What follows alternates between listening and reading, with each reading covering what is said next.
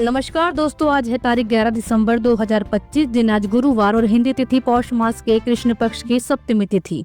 दोस्तों, आज 11 दिसंबर को सुब्रमण्य भारती जयंती भी है। यह दिन तमिलनाडु और पूरे भारत में महान स्वतंत्रता सेनानी, कवि और समाज सुधारक महाकवि सुब्रमण्यम भारती की जयंती के रूप में मनाया जाता है। वे क्यों महत्वपूर्ण है? तो दोस्तों, भारतीय स्वतंत्रता आंदोलन के सबसे क्रांतिकारी कवियों में से एक है और महिलाओं की आजादी, समानता और शिक्षा के प्रबल समर्थक रहे हैं। तो लोगों में देशभक्ति जगाने वाली कई रचनाएं भी इन्होंने लिखी और साथ ही तमिल साहित्य के सबसे बड़े कवियों में से गिने जाते हैं। इसीलिए भारत में 11 दिसंबर को खास तौर पर भारतीय और भारतीय जयंती के रूप में मनाया जाता है आज का दिन। तो इसी के साथ दोस्तों आगे बढ़ते हैं और जानते हैं आज की तमाम बड़ी और अहम खबरें। दिवाली को यूनेस्को ने विश्व धरोहर घोषित किया है, जिस पर मोदी बोले कि दिवाली हमारी सभ्यता की आत्मा है। कुंभ मेला समेत 15 धरोहरें भी पहले से इस लिस्ट में शामिल है। ये लिस्ट आप देख सकते हैं। ये फैसला उस समय आया है जब दिल्ली में यूनेस्को की inter governmental committee for intangible heritage की 20वीं बैठक की मेजबानी कर रही है। यह 8 से 13 दिसंबर तक चलेगी और इसी मौके को देखते हुए केंद्र सरकार ने 10 दिसंबर को विशेष दिवाली समारोह रखने का भी फैसला किया था, ताकि दुनिया के सामने भारत की सांस्कृतिक पहचान को मजबूत तरह से पेश किया जा सके। दोस्तों, आज 11 दिसंबर को वोटर वेरिफिकेशन की आखिरी तारीख है। इस बीच खबर आई है कि कुछ राज्यों में एसआईआर की डेडलाइन बढ़ सकती है। इसमें यूपी भी शामिल है और आज इलेक्शन कमीशन करेगा बैठक। वही खबर देखिए दोस्तों, तिरुपति मंदिर में लड्डू के बाद अब दुपट्टे में घोटाला देखने को मिला है। सिल्क बताकर 350 रूपए के पॉलिएस्टर दुपट्टे को 1300 रूपए में बेचा जा रहा है। 10 साल में 54 करोड़ रूपए का स्कैम कर डाला इन्होंने। दोस्तों, चुनाव आयोग ने वोटर लिस्ट को लेकर बड़ा कदम उठाया है। अब ड्राफ्ट लिस्ट जारी होने से पहले ही सभी राजनीतिक पार्टियों को उन वोटरों की लिस्ट दे दी जाएगी जो मृत है या फिर लंबे समय से अनुपस्थित है। इसका मकसद है फर्जी वोटिंग रोकना और वोटर लिस्ट को और साफ सुथरा बनाना। पार्टियां इस लिस्ट में अपने सुझाव भी दे सकेंगी और बता दें कि नई ड्राफ्ट वोटर लिस्ट 16 दिसंबर को जारी की जाएगी। बड़ी खबर देखें दोस्तों, दिल्ली एनसीआर की सुरक्षा अब और मजबूत होने जा रही है। सरकार जल्द ही एक स्वदेशी एयर डिफेंस सिस्टम तैनात करने वाली है, जो दुश्मन के ड्रोन, मिसाइल और यहाँ तक कि फाइटर जेट के हमलों को भी नाकाम कर देगा। इस सिस्टम का अगस्त में सफल परीक्षण हो चुका है और इससे खास तौर पर राजधानी के हाई सिक्योरिटी जोन को सुरक्षित रखने के लिए लगाया जा रहा है। यह कदम देश की एयर डिफेंस क्षमता को बड़ा अपग्रेड देगा। वही बड़ी खबर देखिए, रोहिंग्या मामले पर देश की न्यायपालिका में नई बहस छिड़ गई है। सीजीआई के हाल ही में दिए गए बयान, जो कि था क्या घुसपैठियों को रेड कारपेट वेलकम देना चाहिए, इस बयान को लेकर विवाद बढ़ा है। लेकिन अब 44 पूर्व जज उनके समर्थन में सामने आए हैं। इन जजों का कहना है कि सीजीआई के बयान को तोड़ मरोड़ कर पेश किया गया है, जबकि उनका मकसद सिर्फ राष्ट्रीय सुरक्षा और अवैध घुसपैठ को लेकर चिंता जताना था। यह पूरा मामला अब कानूनी बहस से ज्यादा राजनीतिक रंग भी लेता दिख रहा है। वही खबर है, कर्नाटक के धर्मस्थल केस में एसआईटी की शुरुआती जाँच रिपोर्ट आ गई है। एसआईटी ने इसे एक सोची समझी साजिश बताया है और कहा कि यह पूरा मामला एंटी धर्मस्थल एक्टिविस्टों द्वारा गढ़ा गया एक नैरेटिव था। रिपोर्ट में मंदिर प्रबंधन को क्लीन चिट दी गई है, यानी कि मंदिर की तरफ से किसी तरह की गलती नहीं मिली। एसआईटी का कहना है कि इस फर्जी कहानी के पीछे मकसद धर्मस्थल की छवि खराब करना था। जो प्रदेश में अब तक की सबसे बड़ी टैक्स डिमांड का मामला सामने आया है। एक कंपनी को सरकार ने कुल 2002 करोड़ रुपए का नोटिस भेजा है। जाँच में करीब 946 करोड़ की टैक्स चोरी पकड़ी गई है। साथ ही 75.67 करोड़ रुपए की एक्साइज ड्यूटी भी बाकी बताई गई है, जिसे तुरंत चुकाने के निर्देश दिए गए। यह केस अब एमपी में टैक्स इन्फोर्समेंट की सबसे बड़ी कार्रवाई माना जा रहा है। तो वही खबर है, उत्तराखंड में बर्फबारी ने एक अद्भुत नजारा बना दिया है। यहाँ 10 फीट ऊंचा प्राकृतिक बर्फ का शिवलिंग बना है, जिसे लोग मिनी अमरनाथ कह रहे हैं। स्थानीय लोग बता रहे हैं कि शिवलिंग के ऊपर पहाड़ से लगातार जलधारा गिर रही है और भक्त इसे बाबा बर्फानी के दिव्य दर्शन मानकर पहुँच रहे हैं। सोशल मीडिया पर इसकी तस्वीरें तेजी से वायरल हो रही है। उत्तराखंड के रेस्क्यू सेंटर में गुलदारों की देखभाल को लेकर हैरानी वाली जानकारी सामने आई है। यहाँ इन गुलदारों के लिए शाही भोजन की व्यवस्था होती है और दिलचस्प बात यह है कि जानवर मंगलवार को उपवास पर भी रहते हैं। सरकार की रिपोर्ट के मुताबिक इनकी देखभाल, इलाज और भोजन पर हर साल करीब 1 करोड़ रुपए का खर्च हो रहा है। ये मामला अब वन विभाग की कार्य प्रणाली और खर्चे को लेकर भी चर्चा में है। वहीं दोस्तों, तेज रफ्तार ने एक बार फिर कई जान ले ली। एक स्लीपर बस और तेज रफ्तार ट्रक की भीषण टक्कर में बस के परखच्चे उड़ गए। धमाका इतना जोरदार था कि देखने वाले दहल उठे। हादसे में 4 लोगों की मौके पर ही मौत हो गई, जबकि कई यात्री गंभीर रूप से घायल हुए हैं। घायलों के शरीर में कांच और मेटल के टुकड़े घुस गए। 6 की हालत बेहद नाजुक बताई जा रही है। मौके पर राहत और बचाव कार्य जारी है। वहीं छत्तीसगढ़ के स्कूलों में टीचर्स की मुश्किलें बढ़ गई है। पहले कुत्तों को भगाने की जिम्मेदारी दी गई थी और अब उन्हें सांप बिच्छू तक भगाने का आदेश दे दिया गया है। शिक्षकों ने आपत्ति जताते हुए कहा कि हम पढ़ाने आए हैं, अपनी जान जोखिम में डालने नहीं। हमारी गरिमा का भी ख्याल रखा जाए। तो वहीं अफसरों का कहना है कि यह सब सुप्रीम कोर्ट के निर्देशों के तहत किया जा रहा है और स्कूल परिसर परिसर को सुरक्षित रखना जरूरी है। मामला अब टीचर्स की सुरक्षा बनाम प्रशासन के आदेश पर विवाद का रूप ले चुका है।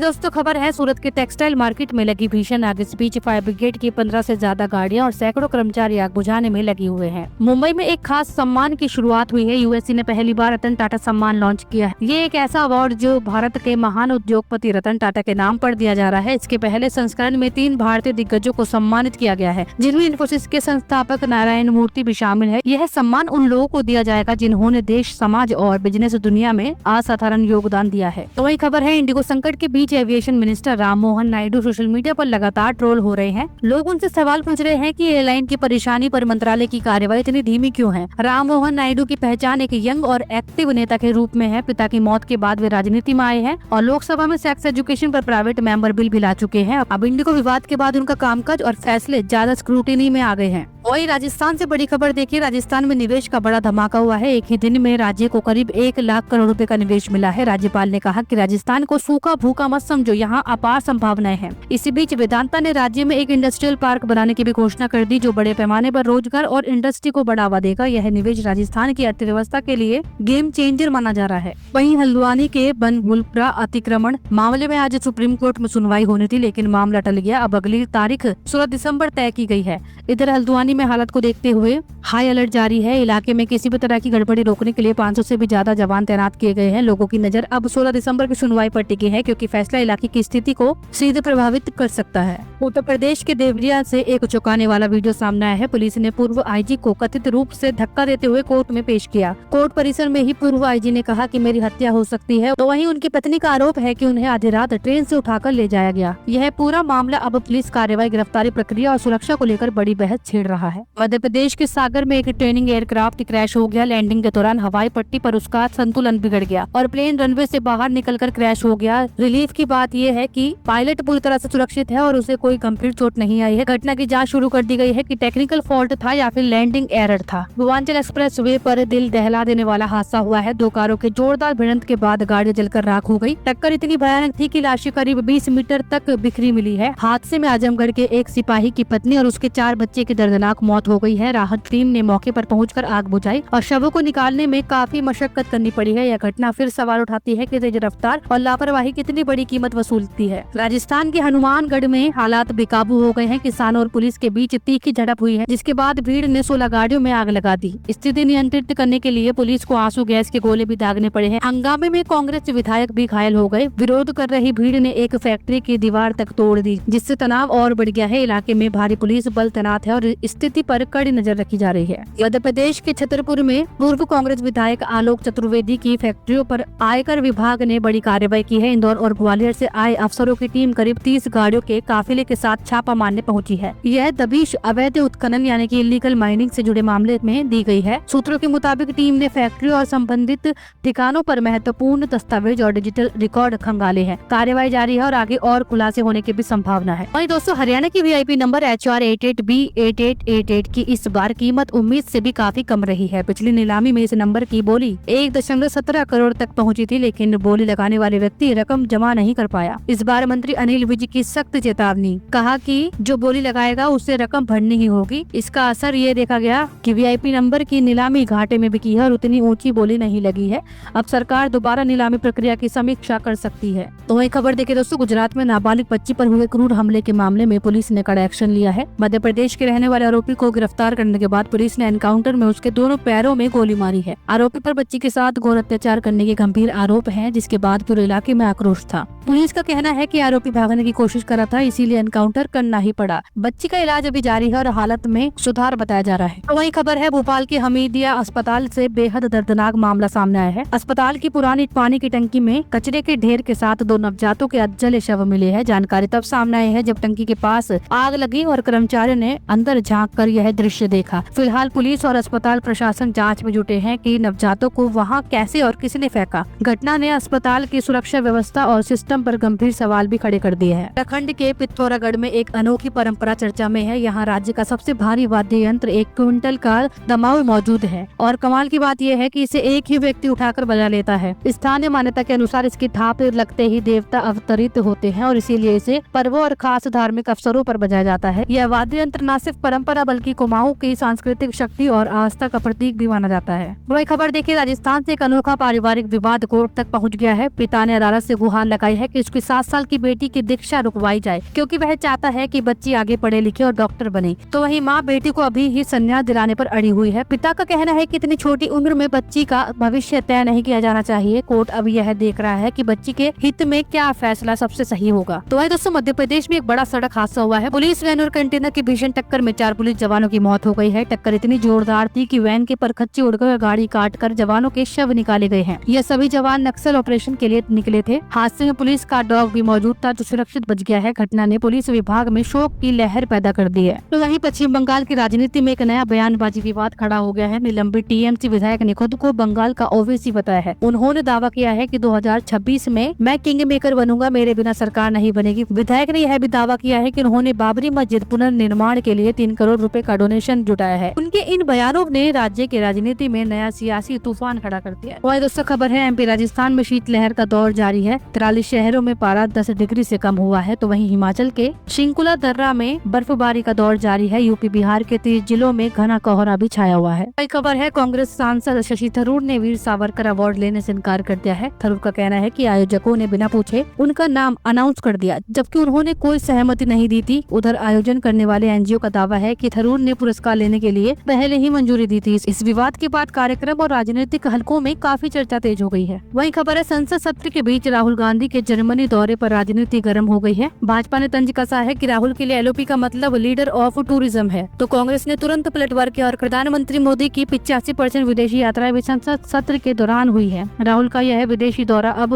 महज यात्रा नहीं बल्कि सियासी बहस का हिस्सा भी बन गया है। आज सुप्रीम कोर्ट ने कंटेम्प्ट ऑफ कोर्ट को लेकर अहम टिप्पणी की है। कोर्ट ने कहा कि कंटेम्प्ट आलोचना को दबाने का हथियार नहीं है। यह टिप्पणी उस मामले में आई है जहां बॉम्बे हाईकोर्ट ने एक महिला को 1 हफ्ते की सजा दी थी। सुप्रीम कोर्ट ने महिला को राहत देते हुए कहा कि न्यायपालिका की आलोचना और कोर्ट की अवमानना में फर्क समझना जरूरी है। यह फैसला अभिव्यक्ति की आजादी और न्यायपालिका की मर्यादा दोनों संतुलित रखने की दिशा में महत्वपूर्ण माना जा रहा है। हमारे दोस्तों खबर है, गोवा के नाइट क्लब में लगी भीषण आग के मामले में पुलिस को बड़ी सफलता मिली है। क्लब में 4 मालिकों में से एक आरोपी को पकड़ लिया गया है। बाकी 2 लूथरा ब्रदर्स जो आग लगने के बाद थाईलैंड भाग गए थे, उनकी जमानत याचिका खारिज कर दी गई है। पुलिस का कहना है कि आग की सूचना मिलते ही ये लोग मौके से फरार हो गए, इसलिए अब इनके खिलाफ कार्रवाई और तेज होगी और इसे यह केस गोवा में सेफ्टी स्टैंडर्ड और क्लब लाइसेंसिंग पर बड़े सवाल भी खड़े कर रहा है। तो वहीं इंडिगो संकट पर दिल्ली हाईकोर्ट ने सरकार और एयरलाइन दोनों को कड़ी फटकार लगाई है। कोर्ट ने पूछा कि अगर इंडिगो फेल हो रही थी तो सरकार ने क्या किया। यह भी सवाल उठाया कि 4,000 रुपए का टिकट 30,000 तक कैसे पहुंच गया। इधर डीजीसीए ने कार्रवाई तेज की है और इंडिगो के हेडक्वार्टर में अपनी टीम तैनात करने का फैसला लिया है ताकि ऑपरेशन पर सीधे निगरानी रखी जा सके। मामला अब एविएशन रेगुलेशन और एयरलाइंस की जिम्मेदारी दोनों पर बड़ा सवाल बन गया है। तो आज बिजनेस कैटेगरी से जुड़े कुछ बड़े अपडेट्स पे देखिए। जयपुर की दीपाली गोयनका ने एक बड़ी जिम्मेदारी संभाली है। वे अब 18,000 करोड़ रुपए की कंपनी की कमान संभाल रही है, जिससे राजस्थान के उद्योग जगत में काफी उत्साह है। प्रवासी राजस्थानी दिवस समारोह में कई बड़े बिजनेसमैन पहुंचे हैं, जिनमें वेदांता चेयरमैन अनिल अग्रवाल भी शामिल थे। उन्होंने बताया कि उन्होंने कभी जम्मू और सीकर में पढ़ाई की थी और राजस्थान से उनका गहरा लगाव है। यह कार्यक्रम राज्य के बिजनेस नेटवर्क और ग्लोबल कनेक्ट को मजबूत करने वाला माना जा रहा है। वहीं अडानी ग्रुप ने भारत के लिए विशाल निवेश योजना का ऐलान किया है। कंपनी अगले 6 साल में 10 से 12 लाख करोड़ रुपए देश में निवेश करेगी। यह निवेश खासतौर से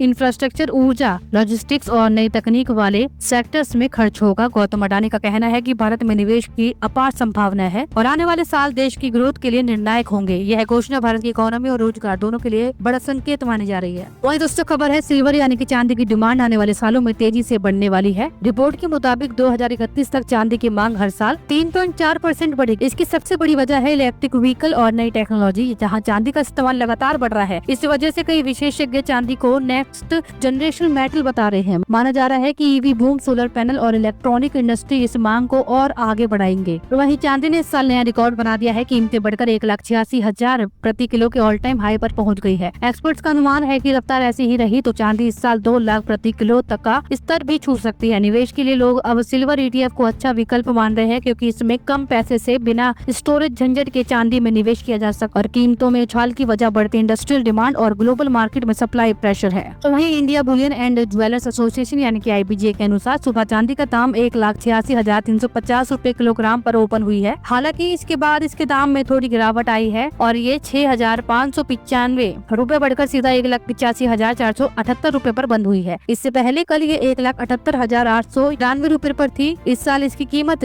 ₹99,471 बढ़ चुकी है। वहीं सोना 186 रुपए गिरकर सीधा 1,27,778 रुपए प्रति 10 ग्राम पर आ गया है। इससे पहले ये 1,27,994 रुपए पर था। सोने ने 17 अक्टूबर को 1,30,874 रुपए का ऑल टाइम हाई बनाया था। ये देख सकते हैं आप सोने की कीमतें आज क्या है सभी कैरेट। और साथ ही दोस्तों सभी राज्यों में सोने का दाम क्या चल रहा है वो भी यहाँ पे दिया गया है। वहीं माइक्रोसॉफ्ट के सीईओ सत्या नडेला ने भारत की एआई क्षमता पर बड़ा बयान दिया है। उन्होंने कहा कि भारत का एआई मॉडल अनोखा है, इसे कोई कॉपी नहीं कर सकता। नडेला ने बिजनेस मीटिंग के दौरान गौतम अडानी से मुलाकात की और बताया कि माइक्रोसॉफ्ट भारत में 1.6 लाख करोड़ का निवेश करने जा रही है। यह निवेश एआई, डेटा सेंटर और डिजिटल इंफ्रास्ट्रक्चर को मजबूत करने के लिए किया जाएगा। टेक सेक्टर के लिए यह ऐलान गेम चेंजर माना जा रहा है। ईडी ने रिलायंस इंफ्रास्ट्रक्चर के खिलाफ बड़ी कार्रवाई की है। एजेंसी ने कंपनी की 13 बैंक अकाउंट फ्रीज कर दिए हैं, जिनमें करीब 54.82 करोड़ की रकम है। यह कार्रवाई उस मामले में हुई है जिसमें 100 करोड़ की कथित हेराफेरी की जांच चल रही है।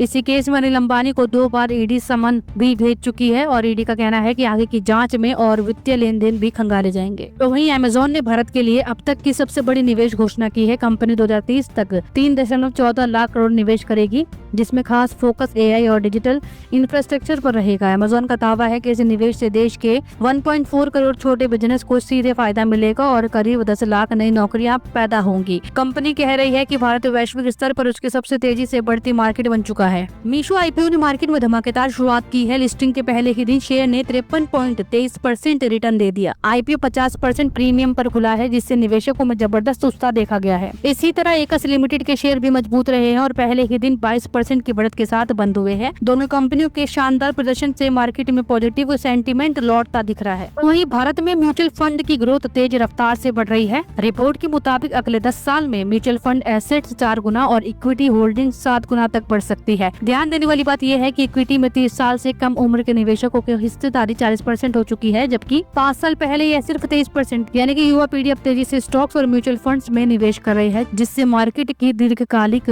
ग्रोथ मजबूत मानी जा ररही है। वही खबर है हफ्ते के तीसरे कारोबारी दिन यानी कि बुधवार को शेयर बाजार में गिरावट रही है। सेंसेक्स 275 अंक गिरकर सीधा 84,391 पर बंद हुआ है। तो वही निफ्टी में भी 82 अंक की गिरावट रही है। ये 25,758 के स्तर पर बंद हुआ है। सेंसेक्स के 30 में से 19 शेयर में तेजी रही और 11 में गिरावट रही है। इंडिगो के शेयर में 3.17% गिरावट रही है। वहीं बैंकिंग और आईटी शेयर्स में आज ज्यादा बिकवाली देखने को मिली है। तो वहीं दोस्तों अंतर्राष्ट्रीय मामलों से जुड़ी बड़ी खबरें भी देखिए। एआई तय करेगा कि कौन जिंदा रहेगा और कौन मरेगा। अमेरिकी चीन की एआई रेस से दुनिया खतरे में है। एक्सपर्ट्स बोले कि इंसान जंग को संभाल नहीं पाएगा। तो वहीं सरकार के डर से नोबेल प्राइज नहीं ले पाई मचौडा। गिरफ्तारी का खतरा था इन्हें और छुपकर रह रही थी। नोबेल कमेटी बोली कि रास्ते में है, रात तक पहुंचेंगी। वहीं दोस्तों अगली खबर देखिए। पाकिस्तान को 12 राज्यों में बांटने की तैयारी की जा रही है। भुट्टो की पार्टी विरोध में कहा कि अल्लाह के अलावा कोई सिंध को बांट नहीं सकता। तो वहीं हाईवे पर दौड़ती कार के ऊपर प्लेन गिरा। अमेरिका में पायलट ने इमरजेंसी से सड़क पर उतारा। बाल बाल बची ड्राइवर। वहीं खबर देखिए। भारत में अमेरिकी सोयाबीन बेचने की इजाजत मिल सकती है। यूएस अफसर बोले कि पहली बार इतना अच्छा ऑफर मिला है कि 1 साल बाद हो सकती है ट्रेड डील। वहीं दोस्तों खबर देखिए। पाकिस्तान को 1.25 अरब डॉलर की मदद देगा अमेरिका। बलूचिस्तान भी माइनिंग प्रोजेक्ट को फंड करेगा। तो वहीं पुतिन ने भारत की विविधता की तारीफ की है। बोले कि अनेकता में एकता को हमेशा बनाए रखना ही चाहिए। तो वहीं दोस्तों जापान में हाइक्वेडा में 5.6 तीव्रता का भूकंप आया है और सुनामी की चेतावनी नहीं है। वहीं इजरायली पीएम नेतन्याहू ने मोदी से फोन पर बात की है। दोनों नेताओं ने आतंकवाद की निंदा की है। तो वहीं बलूचिस्तान में 8 लोगों को जलने कोयले पर चलने की सजा दी है। चोरी का शक था इन पर। तो ये थी दोस्तों आज की सभी महत्वपूर्ण खबरें। जुड़े रहिएगा हमारे साथ क्योंकि हम आप तक हर महत्वपूर्ण अपडेट को सबसे पहले पहुंचाते हैं। अगर आपको ये वीडियो जानकारीपूर्ण लगी हो तो इसे लाइक और शेयर जरूर करें और हाँ ऐसी ही बड़ी खबरों और एक्सक्लूसिव रिपोर्ट्स के लिए हमारे चैनल को सब्सक्राइब करना मत भूलेगा। तो मिलते हैं अगली वीडियो में नई खबरों और नई जानकारियों के साथ। तब तक के लिए जय हिंद, वंदे मातरम।